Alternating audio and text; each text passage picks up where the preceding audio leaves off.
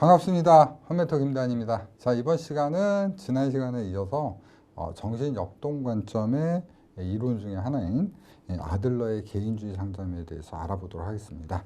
자, 지난 시간에 제가 좀 어떤 심리학 흐름을 잡아드렸는데 이 부분이 상당히 좀 어려운 부분이 있어요. 여러분들이 이제 계속 뭐 심리학적으로 공부한 것도 아니고 그렇기 때문에 제가 이제 계속 관점들마다 포인트를 잡아가면서 여러분들 강의를 드리도록 하겠습니다. 자, 지난 시간에 하셨지만 다시 한번 점검해 보도록 할게요. 첫 번째, 정신 역동적 관점부터 우리 심리학은 흐름이 시작된다고 했습니다. 그래서 정신 역동 관점. 정신 역동이라는 것은 말 그대로 사이코 다이나믹이라고 해서 여러분들 그 한 방향대로 흐르지 않는 거예요. 그래서 굉장히 어떤 반대적인 성향과 갈등하면서 쉽게 얘기해서 여러분 운전하면은 그래요. 도로가 이렇게 직선으로 돼 있으면 무슨 운전해요? 이게 차예요. 이게 차. 그래서 한 방향으로 쭉 가면 어때요? 졸음. 그죠? 왜? 변화가 없으니까. 이건 다이나믹한 게 아니에요. 그죠? 한 방향으로 쭉 가는. 근데 그게 아니라 어때요? 도로가 이렇게 돼 있으면, 이렇게 돼 있으면, 이렇게 갔다, 이럴까, 저럴까, 이렇게 다이나믹하게 하면 어떤다? 그렇죠. 졸리지가 않죠. 그 다이나믹이라고 합니다. 정신 역동. 자, 그래서 우리의 인간의 의식 세계를 중시합니다. 의식 세계를 중시하고, 자, 이런 의식들은 갈등적 구조이다. 갈등을 유발한다. 갈등을 유발하고 실제적으로 이제 우리가 원하는 소망이라든지 이런 거하고 맞아떨어지지 않는 부분들이 있다라는 거죠. 그죠? 그다음에 이 갈등 속에 우리는 불안 같은 것들을 인식하게 되고요. 불안이라든지 어떤 신경성 인식하고 결국에 이런 불안이라든지 갈등, 나의 심리적 원인들이 도대체 무엇 때문이었나 하고 봤을 때 그것 때문이구나. 사람마다 뭐 다를 수도 있겠지만 그것 때문이구나 이해할 수 있는 것들이 통찰, 깨달음, 인사이트. 그래서 여기까지 이르게 하는 것들이 정신 역동적 관점이다. 그 대표적인 학자가 프로이트하고 그다음에 아들러가 대표적인 학자다. 그래서 이 두 학자가 대표적인데 실제적으로 이제 이 아들러는 프로이트의 추종자였어요. 실제적으로. 그래서 프로이트의 추종자이기 때문에 프로이트의 이론을 좀 따르고 있었죠. 프로이트 관점에서 볼 때 우리가 이제 정신적인 역동을 한다라는 것은 물론 여러 가지 되게 복잡해요. 제가 이제 여러분들이 시험 공부하는 정도로 간략하게 푸는 겁니다. 실제적으로 프로이트의 이론을 뭐 이렇게 좀 간략해서 설명할 수는 없지만 우리가 직업 상담학에서 공부할 정도로 이제 포인트를 정리해 드리는 거예요. 정리하면 실제적으로 욕구와 그러니까 본능이죠, 본능. 본능이라고 할게요. 욕구 이론주의자가 또 있어서 본능이라고 이게 더 적절한 표현인 것 같아요. 본능과 이성, 본능과 현실, 본능과 현재 간의 갈등 구조로 설명하고자 했다는 거예요. 아들러 같은 경우에는 그런 측면이 아니라 좀 다릅니다. 큰 흐름은 가지만 조금 달라요. 어떻게 다르냐면 아들러는 동기와 열등감. 실제적으로 이제 아들러 이론책을 보면 이렇게 단순하지 않고 좀 복잡해요. 뭐 아동기 때 가졌던 어떤 개인의 독특성과 현재와 갈등한다 이렇게 하지만 우리가 이제 그렇게 공부하실 필요는 없어요. 조금 좀 어거지라도 이렇게 정리해 가는 게 더 우리 수험 공부에 더 효율적이라는 거죠. 자, 그러면 이러한 배경에 대해서 좀 설명할 필요가 있는데요.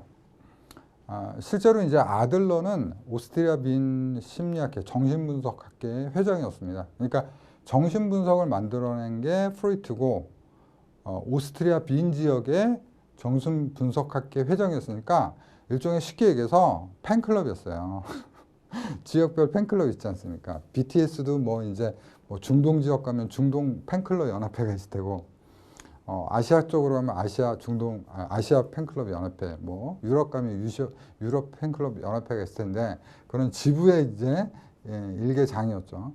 근데 아들러가 중간에 이제 프로이트의 결정론에 반대를 합니다. 그러니까 반결정론이죠. 반결정론. 이 결정론에 반발하면서 반결정론적 입장을 갖게 됩니다. 그래서 여러분들 이제 앞으로 공부하실 때 상당 부분의 많은 학자들이 프로이트를 비판하면서 그 이론을 만듭니다. 그러니까 프로이트는 인간의 행동이 결정되어 있다는 거, 결국에 뭐예요? 인간의 인생이 결정되어 있다는 거잖아요. 싫죠. 그죠? 싫죠. 그래서 어떻게 보면 프로이트의 그 이론은 약간 부정적인 측면을 가지고 있다는 거죠. 근데 아들러는 반결정론을 주장하면서 긍정적인 측면으로 인간과 어떤 세상을 바라보려고 했다는 거죠. 자, 그런 배경이요.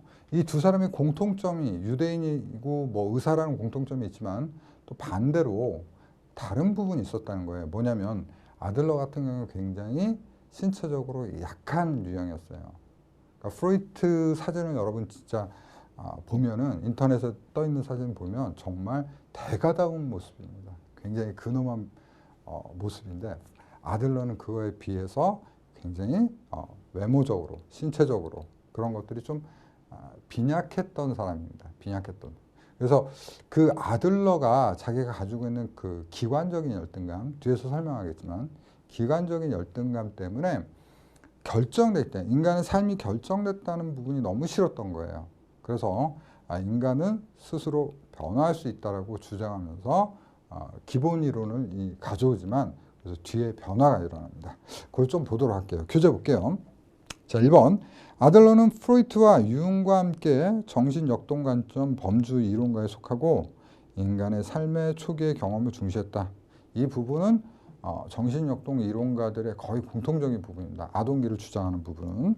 자, 1911년에 프로이트의 성적 결정론에 반발하여 개인주의 심리학을 창시했다. 그 부분은 인간의 삶이 결정되어 있다는 게 너무너무 싫었던 겁니다. 그래서 인간은 성적 동기가 아닌 사회적 맥락을 토대로 동기가 된다고 했다. 그래서 사회적인 맥락을 중시했다. 결국에 인간은 사회 속에서 뭐예요? 더 나아 보이려고, 사회 속에서 인정받으려고. 그러니까 아들러 같은 경우에도 내가 부족하지만 어때요? 내가 속한 사회에서 나는 유능한 사람이 될 수 있도록 동기화될 수 있다라고 주장을 한 거죠. 그래서 이제 아들러가 예시로 든 인간들이 있어요. 사람들이 있는데 대표적인 이제 그 나폴레옹 같은 경우. 자, 봅시다. 결정돼 있다고 했을 때는 아무것도 할 수 없어요. 그런데 자, 나폴레옹 한번 볼게요. 자, 나폴레옹은 파리 대도시에서 태어났죠. 명문가 자녀였죠. 아니죠. 그렇지 않아요. 나폴레옹은요, 프랑스의 이름 없는 섬에서 태어났습니다. 그리고 나폴레옹의 부모는 굉장히 지위가 높은 귀족이 아니었습니다. 나폴레옹은 좋은 학교를 나온 게 아닙니다. 나폴레옹은요, 키가 굉장히 크고, 그게 아니에요. 몸이 약하고, 왜소하고, 그래서 나폴레옹 여러분 초상화 보면은 말을 타고 알프스 산맥을 넘을 때 이렇게 하고 있어요. 이렇게 옷에다가 손을 넣고 있어요. 왜요? 기관이 안 좋은 거야. 속이. 아셨죠? 그러니까 만성위장병, 나약한 몸. 그럼에도 불구하고 그 사람은 뭘 했죠? 그 사람은 세계를 정복했습니다. 그렇게 볼품없는 사람이. 아들러는 그걸 얘기하고 싶었던 거예요. 내가 이렇게 되고 내 상황이 이러니까 나는 이럴 수밖에 없어 라고 결정하는 인간이 너무 싫었고 그런 이론을 주장했던 프로이트가 싫었던 겁니다. 아시죠? 그래서 아들러는 사회적으로 동기화됨으로 인해서 인간은 발전할 수 있다고 본 겁니다. 그래서 4번 인간의 행동은 무의식에서 지배되는 것이 아니라 목표지향적인 통합적 의식에 의해서 행해진다. 자, 개인은 목표를 달성하기 위해서 열등감을 극복하고 우월성을 추구하는 존재로 봤다. 여기서 이제 그 열등감은 두 가지가 있습니다. 좋은 열등감과 나쁜 열등감이 있는데, 나쁜 열등감은 자기를 패배로, 파멸로 이끌게 하는 것이고, 좋은 열등감은 자신한테 동기부여를 일으켜서 어떻게 돼요? 좀 더 남들보다 우월해지려고 노력하게 만드는 열등감이라고 보았던 거죠. 그래서 상담 과정에 있어서 객관성보다는, 그렇죠, 나폴레옹 객관적으로 볼 때는 엄마 찬스도 없고 아빠 찬스도 없습니다. 그런데 어때요? 주관적 의식, 목적 의식에 의해서 성장할 수 있다고 본 거죠. 자, 넘겨볼게요. 그런 의미에서 여러분들 더 알아보겠는데, 정신분석 상담과 개인주의 상담의 비교 있죠? 예, 요 별표 하나 땡에 맞춰줄게요. 이게 2차에도 나왔고요. 기본적으로 이걸 이해하고 계셔야 돼요. 두 개 비교해 보겠습니다. 실제로 여러분들 공부를 잘하는 건 비교할 줄 알아야 돼요. 그 숲을 보는 거예요. 그러셔야지 공부가 잘 되고 이해가 잘 되는 거예요. 그리고 암기할 것도 적어지죠. 그래서 정신분석학하고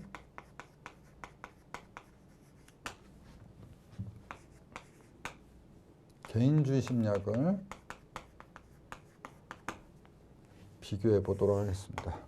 자, 정신분석학은요, 생물학적 요구에 따른다고 봤어요. 그러니까 인간은 생물학적 존재로 봅니다. 그러니까 동물적인 존재로 본 거죠. 근데 아들러는 그렇게 안 보죠. 사회적 존재로 봅니다. 사회적 존재. 자, 이게 의미가 있습니다. 그러니까 아들러의 심리학은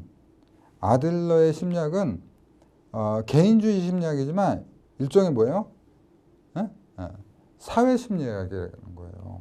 그러니까 개인을 강조해서 개인 심리학이 아니라 사회 안의 개인을 강조하는 겁니다.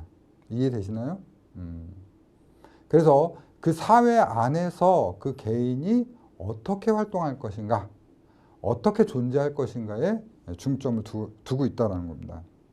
그래서 얘는 생물학적 존재이기 때문에 성적 동기를 강조합니다. 본능적인 동기. 자, 개인주의에서는 사회적 존재이기 때문에 사회적 동기를 강조하죠. 예를 들면 이제 여러분들 가정도 작은 사회라고 했을 때요, 가끔 이런 경우가 있어요. 첫째보다 둘째가 더 노력하는 모습들을 보여주는 게 있어요. 왜 그럴까요? 둘째가 어때요? 부모한테 관심을 받기 위해서 노력하는 거죠. 첫째보다 힘도 약하고 몸도 약하고 관심도 덜 받습니다. 근데 동기가 어떻게 돼요? 그 가정이란 사회에, 작은 사회 안에서 자기가 인정받으려고 더 열심히 하는 거예요. 더 열심히. 뭐 누가 노래 해볼까? 그러면 첫째는 그냥 사랑도 많이 받고 해서 긴가민가 하는데, 둘째는 저요! 제가 더 해볼게요. 네? 열심히 노력한다는 거예요.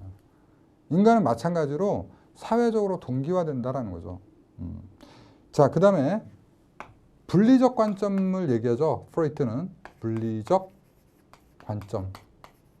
자아도 분리되어 있고 의식도 분리되어 있다고 그러는데, 사회적 동기를 갖는 이제 아들러 같은 경우는 의식이 통합되어 있다고 본 거예요. 통합적 의식.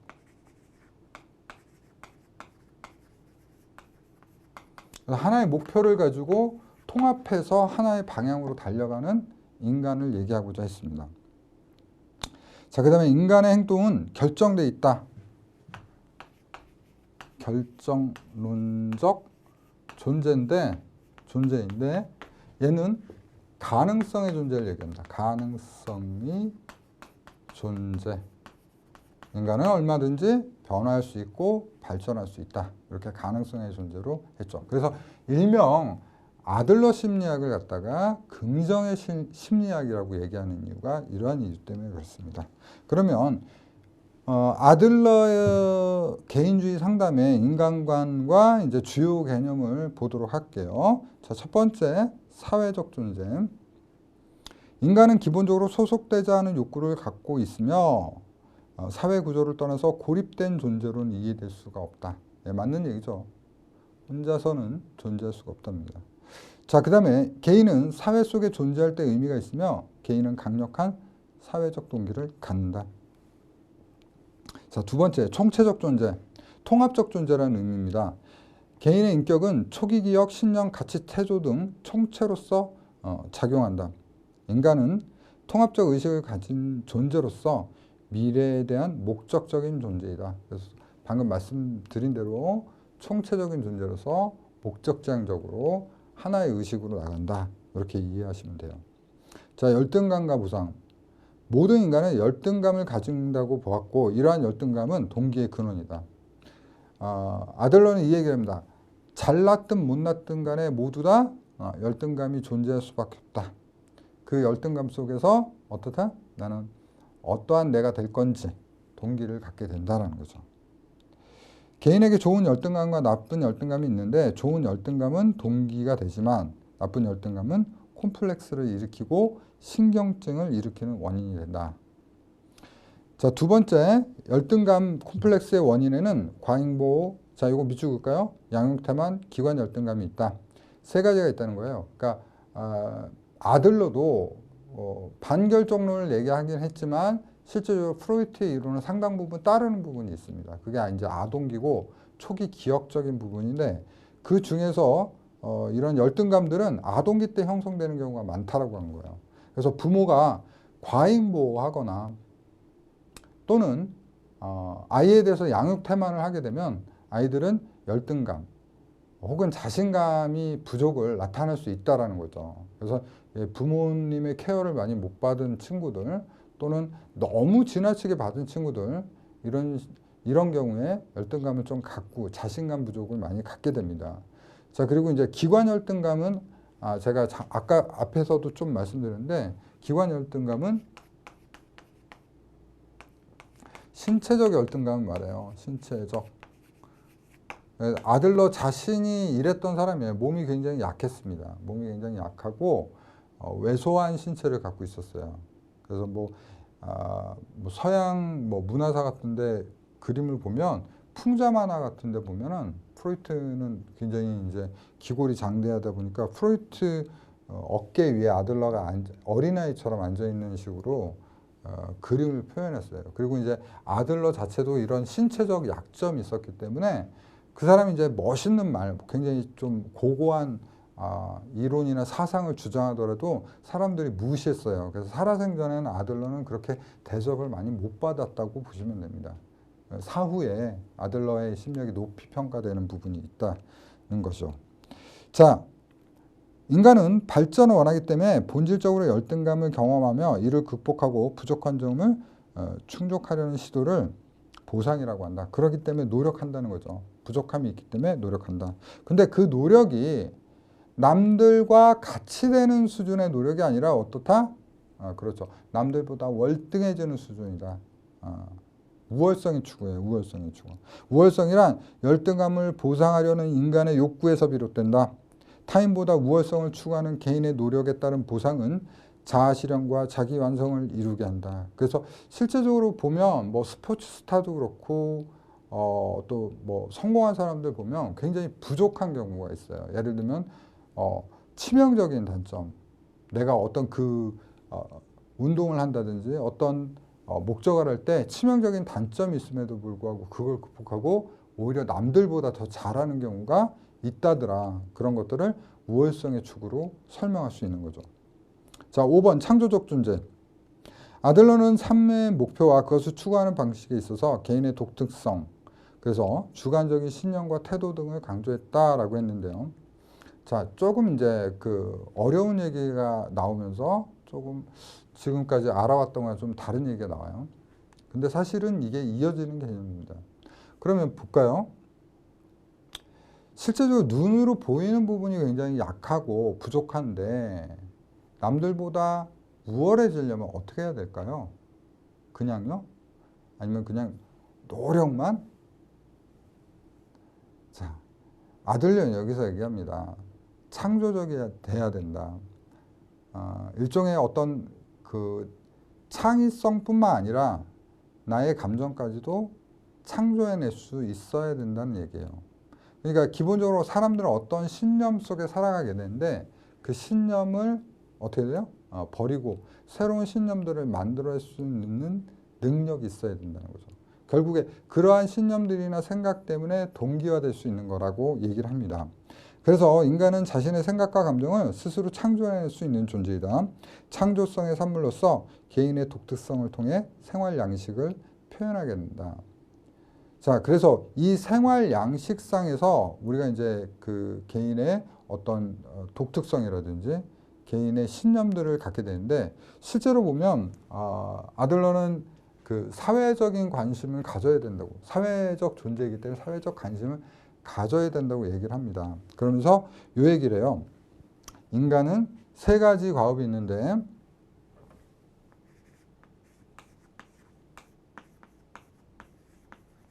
그게 뭐냐? 일, 성, 사회. 이 세 가지를 얘기합니다. 자, 이 얘기는 무슨 얘기냐면 그 사람들은 살아가면서 이 세 가지를 모두 다 자기한테 자기 삶에서 만나게 되면서 행위하게 되고 이러한 역할들을 하게 된다는 거예요.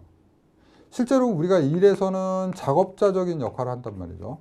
작업자, 근로자로서의 어떤 삶의 행위를 가고, 그 다음에 성에서는 뭐예요? 가족이라든지 또는 어떤 연인으로서 우정, 뭐 이런 부분들로 갈 수가 있는 거죠. 그 다음에 사회적으로서는 뭐 동료라든지 뭐 여기도 우정도 들어갈 수 있겠죠. 그래서 뭐 사회적인 관계와 성적인 관계 좀 다를 수 있겠죠. 자, 아무튼요 이렇게 세 가지 갑니다. 근데 이 세 가지는 인간에게 있어서는 가장 중요한 이슈죠. 왜냐하면 이 세 가지가 이루어지지 않게 되면 우리는 이 세 가지가 이루어지지 않는 상태를 뭐라고 하냐면 불행이라고 해요. 건강적인 거 빼고 불행은 이거예요. 자, 보세요. 하는 일이 없습니다. 백수예요. 계속 백수입니다. 그 삶이 어떻게 행복해지겠습니까? 그 다음에 내가 사랑하는 사람이 없습니다. 나를 사랑해주는 사람이 없습니다. 얼마나 불행합니까? 모태솔로입니다. 자, 사회적으로 내가 만나서 뭔가 얘기할 수 있고 공감대 형성할 수 있고 또 같은 곳을 바라볼 수 있는 사람이 없습니다. 목표의식이 있어서 자, 우리 이렇게 해서 이렇게 앞으로 나가보자. 이게 없어요. 소속감이 없어요. 얼마나 외롭습니까? 불행한 거예요, 여러분. 불행한 거. 그죠? 그래서 인간이 인간답게 살려면 어떻게 된다? 이 세 가지를 과업을 달성해야 된다. 그런데 우리가 몇 퍼센트를 책임져요? 33.3%죠? 네? 우린 정말 위대한 일을 하는 겁니다. 우리는. 타인의 삶의 행복에, 타인의 인생의 33.3%를 관여하는 게 우리 직업 상담사예요. 얼마나 위대한 직업입니까? 여러분 사명감 가지셔야 돼요. 자, 그런데요. 이렇게 살아야 하기 때문에, 이런 과업을 가지고 살아야 하기 때문에 어떻게 생각을 가져야 된다? 나만 잘 먹고 잘 살면 되라는 생각을 가지면 안 된다 이 얘기예요. 이러한 사고방식을 가지고 있기 때문에 뭘 가지고 있어야 된다? 사회적 관심을 가져야 된다. 이 사회적 관심이라는 건 뭡니까? 남들도 행복할 수 있는 선택을 해줄 수 있게 하는 거예요. 나는 많이 먹고 남은 적게 먹고 나는 부자가 되고 남은 힘들어도 되고 그게 아니라는 거예요. 나도 좋고 남도 좋을 때 어떻다? 나는 올바르게 동기화될 수 있고 나는 성공할 수 있다고 보는 게 아들러 심리학의 관점입니다. 그래서 굉장히 좀 아름답죠. 이론이 굉장히 아름다워요. 아름답다 보니까 여러분들 자기계발서 같은 거 찾아보시면 거의 아들러 이론이에요. 굉장히 아름다운 이론입니다. 한번 보겠습니다. 그래서 생활양식. 생활양식은 삶을 영위하는 기본적인 가정으로 인간은 생활양식에 따라 느끼고 생각하고 행동하게 된다. 생활양식은 개인의 독특성에서 비롯된 것으로 삶의 목적, 자아개념, 가치, 태도 등을 포함한 삶의 목적을 이루는 독특한 방법이다. 결국에 이러한 신념을 가지고 살아가는 것을 생활 양식이라고 합니다. 그 양식대로 살아간다고 보면 돼요. 그래서 생활 양식의 유형은 지배형, 획득형, 회피형, 사회형 이 네 가지로 나눠지는데 사회형은 사회적 유용형이라고도 하고 획득형은 기생형이라고도 하는 거 알아두시기 바랍니다. 자, 지배형은 뭐냐면요. 활동 수준이 굉장히 많은 사람이에요. 많이 움직여요. 그런데 사회적 관심이 낮습니다. 그러니까 뭐예요? 나만 잘 먹고 잘 살면 되는 거예요. 다른 사람들 힘들고 불쌍하고 그래도 쳐다보지 않는 거예요. 누가 불행을 겪었어요. 괜찮아. 그래서 항상 어떤 태도를 가져요? 지배적인 태도를 갖습니다. 지배적인 태도. 그래서 지배적이고 독재적인 부모의 양육 방식에 의해서 이런 캐릭터가 형성된다고 본 거죠. 획득형은요. 활동 수준은 중간이고 사회적 관심은 낮습니다. 그래서 타인에게 의존적 태도를 보이는 겁니다. 그래서 지나치게 자녀를 과잉 보호하는 부모의 양육 방식에 의해서 나타나는데 이 사람들은 다른 사람, 힘 있는 자들한테 붙어서 살아갑니다. 그리고 그 사람들이 옳다고 하면 그대로 가는 사람들이에요. 그 다음에 회피형은요. 활동 수준도 낮고 사회적 관심도 낮습니다. 이러다 보니까 어때요? 이 사람들은요. 다른 사람한테 싫은 소리 듣는 걸 제일 싫어해요. 회피형이에요. 그래서 자신감이 없고 부정적인 개인의 태도를 보이는 이유고 자기가 싫은 얘기를 듣기 싫기 때문에 접촉이라든지 이런 것들을 외면하는 겁니다. 자, 사회형은요. 사회적 유형형이고 이 사람들 활동 수준이 높고 사회적 관심도 모두 높은 유형으로 사회적으로 유용한 형이다. 그래서 유용형이라고 해요. 심리적으로 건강한 사람이 표본이고요. 다른 사람의 아픔을 공유할 줄 알고 또 나도 잘 되려고 노력하는 거예요. 그래서 딱히 누굴 둔다, 예를 든다 이런 좀 조심스러운 부분이 있지만 여러분들 혹시 연예인 중에 현 씨 이런 분이 이제 사회적 유형이에요. 굉장히 열심히 살죠. 잠도 제대로 못 자면서 막 마라톤으로 전국 일주를 하면서 얼마 가는 동안 벌어들인 돈 있죠. 벌어들인 돈으로 이제 결식아동이라든지 막 이런 어려운 사람 돕잖아요. 그렇다고 현 씨가 되게 가난하게 사나요? 그것도 아니죠.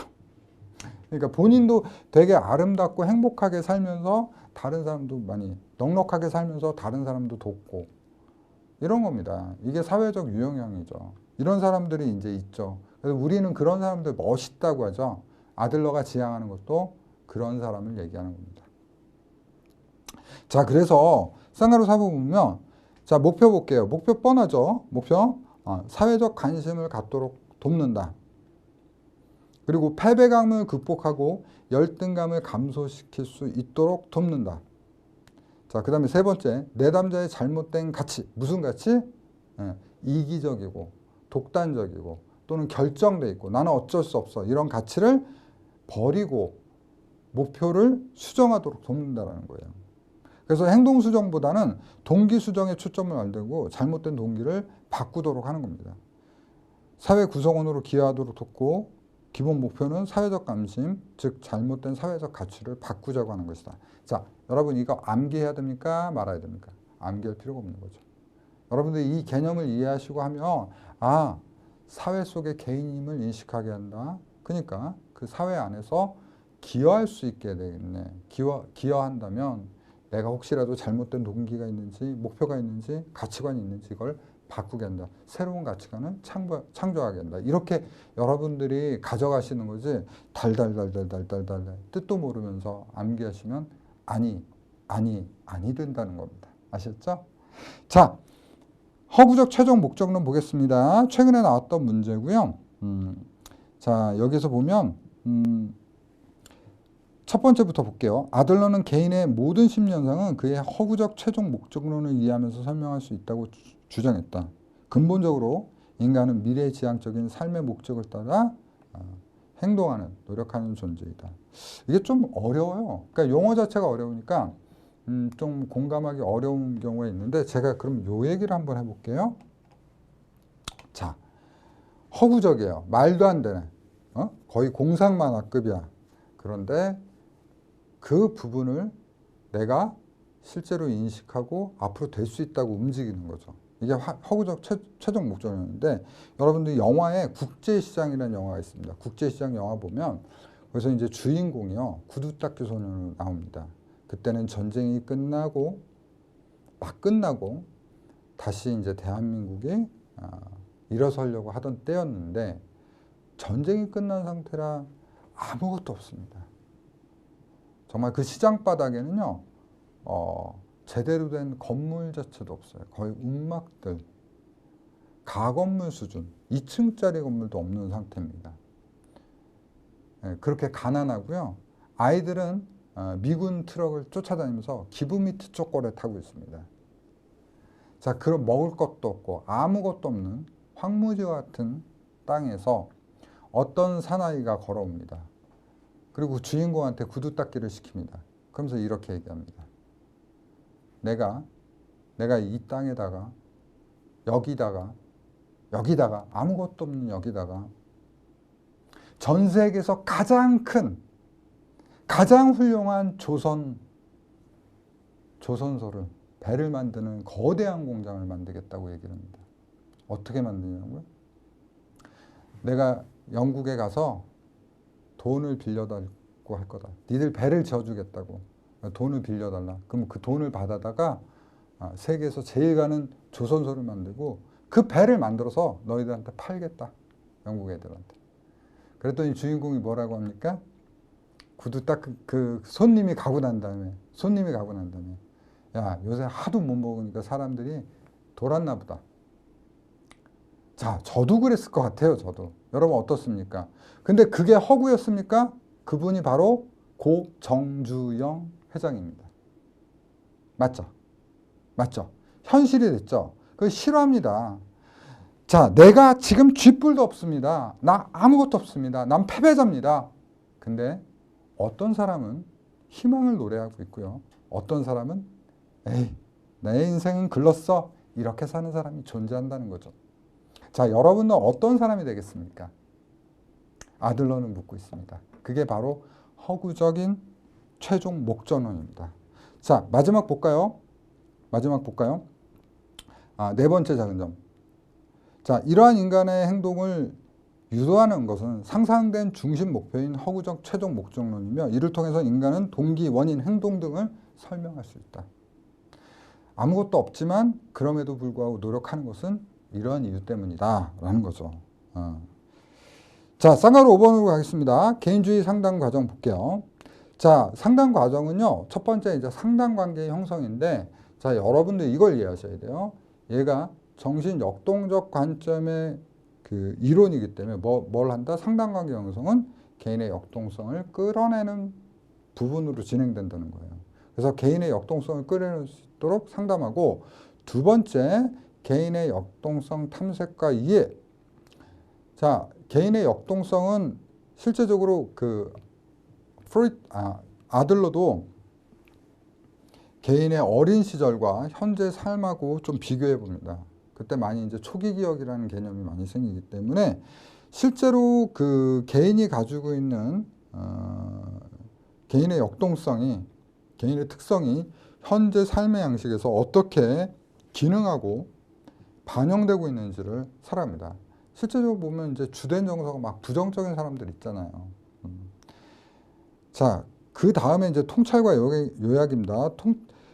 탐색을 통한 자료를 통해서 내담자의 목표와 행동에 대한 자기이해와 통찰을 돕는다, 촉진한다. 결국에 제가 계속 얘기했지만 뿌리는 정신분석적 측면에서 나오기 때문에 역동성이라는 통찰은 똑같이 간다는 거 여러분 참고해 주시기 바랍니다. 그래서 재교육하게 됩니다. 획득된 통찰이 목표 달성을 위해서 실제 행동으로 전환되게끔 재교육해 주는 게 아들러 상담의 과정이다 라고 보시면 되겠어요.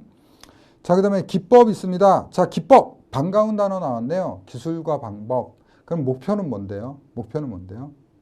자, 여기서 목표는 뭐냐면 제가 좀 앞에서 강조했던 부분을 생각해 보면 뭐예요? 그렇죠. 창조적 사고입니다. 창조적 감정이에요. 그래서 내가 새로운 감정을 만들어낼 수 있는 것들이 기법이라고 보시면 돼요. 그래서 초인종 누르기는 뭐예요? 내가 패배적 사고, 부정적인 사고, 나 같은 게 뭐래 이럴 때 어떻게 하라고요? 단추 누르는 거예요. 초인종을 띵동 누르면서 정신 차려! 너는 할 수 있어. 응? 지금도 공부하시면서 자신감 없고 막 이러신 분들은요, 당장 다이소 가가지고 벨 하나 사세요. 벨 하나 사서 흔들릴 때만 띵동 누르세요. 내가 잘할 수 있을까? 띵동. 자, 격려하기. 아들러는 격려하기를 굉장히 강조합니다. 그래서 격려를 통해서 계속 내가 할 수 있다. 동기부여해 주는 게 굉장히 중요하다고 얘기를 했고요. 그 다음에 끓는 국에 찬물 껴기. 이건 스프의 침뱉기라고도 해요. 그러니까 원서를 번역하는 거에 따라서 좀 다르게 읽힌다는 거 여러분들 이해해 주시면 좋겠어요. 의역이 어느 정도 되는 거에 따라서. 그래서 끓는 국 혹은 스프, 이거는 부정적인 감정입니다. 패배적인 감정이고 부정적인 감정이 들 때 어떻게 하라고요? 거기다 찬물을 확 들이부라고요. 아셨죠? 난 안 될 것 같아. 이때 찬물을 확 들이부는 거예요. 할 수 있어! 아셨죠? 그겁니다. 자, 그 다음에 타인을 즐겁게 하기. 할 수 있다. 나는 성취해낼 수 있다. 이런 공동체 의식을 통해서 감정을 창조하는 거에 집중을 둡니다. 자, 이렇게 해서 이제 알아봤고요. 제가 이 강의를 마치기 전에 이 흐름을 조금만 더 잡아보고 갈게요. 일단 아들러 이론까지 얘기했습니다. 그래서 여러분들이 공통적인 부분하고 좀 차이 나는 부분들 같이 좀 정리를 해봤으면 좋겠어요. 자, 그 다음에 여러분들 이제 아들러 심리학에서 잡았던 앞에서 했던 것들은 제가 그 암기하는 거를 조금만 좀 도와드리면, 그 생활 양식 있죠? 생활 양식은 지획 회사 또는 지기회사, 이렇게 해서 앞으로 암기해 주시면 좋겠고, 상담 과정이죠. 상담 과정은 좀 그래도 들어보니까 어려우시죠? 그러니까 아들러가 형이 해석해주고 재교육 시켜줄게. 이론 듣고 나서 너무 어려워요 그랬더니 아들러 형님이 형이 해석해주고 재교육 시켜줄게. 그래서 뭐예요? 상담관계 형성, 이해, 그죠? 이해. 그 다음에 해석과 통찰. 그 다음에 뭐라고요? 재교육 이렇게 가는 과정이다 하면서 좀 웃으면서 일단 남겨야 돼요, 여러분들. 여러분들 머릿속에 남기지 않으면은 아무 의미가 없습니다. 그죠? 그래서 여기 해석이라고도 하고 뭐 통찰이라고 하고 요약이라고도 해요. 그래서 그 뉘앙스를 여러분 좀 기억을 해주세요. 이건 뭐 통찰이고 이해면 틀린 거야 아니란 말이에요. 통찰은 깨달음이란 말이에요. 인사이트, 이해, 같은 개념이니까 그렇게 좀 이해를 해주시면 좋겠습니다. 자, 그 다음에 다음 시간에 할 부분은 잠깐 얘기하면 행동주의 흐름으로 가죠. 행동주의의 흐름은 실제적으로 여기서 가셨던 의식 부분을 부정하면서 간다는 얘기를 말씀드렸어요. 그래서 부정을 해가면서 가고 그 부정을 하고 실제적으로 뭘 강조한다? 행동을 강조한다는 거예요. 행동을 강조한다는 거죠. 그래서 행동을 수정하는 부분에 대해서 중점을 둡니다. 왜냐? 의식은 관찰이 되지 않고 측정이 되지 않기 때문에 부정한다는 거죠. 그래서 수정에 중점을 두면서 결국에 수정하는 방법으로 학습을 강조합니다. 학습을 강조하고 학습은 조건 형성으로 가능하다. 그래서 이 조건 형성에다 이제 제시한 학자에 따라서 이론들이 이제 발전된다라고 보시면 돼요. 자, 그래서 다음 시간에는 요 반대되는 행동주의에 대해서 좀 살펴보도록 하겠습니다. 제가 이제 했던 이론들을 계속 반복적으로 얘기하는데 제일 중요한 건 여러분들 반복이에요. 반복. 쓸데없는 것들을 많이 보는 것보다 중요한 건 뭐예요? 포인트가 되는 것들을 반복해가면서 어떤 식으로 흐르고 있는지 여러분들 파악하는 게 가장 중요합니다. 자, 이번 시간도 정말 수고하셨고요. 저는 다음 시간에 또 여러분하고 즐겁게 한번 공부해 보겠습니다. 대단히 수고하셨습니다. 감사합니다.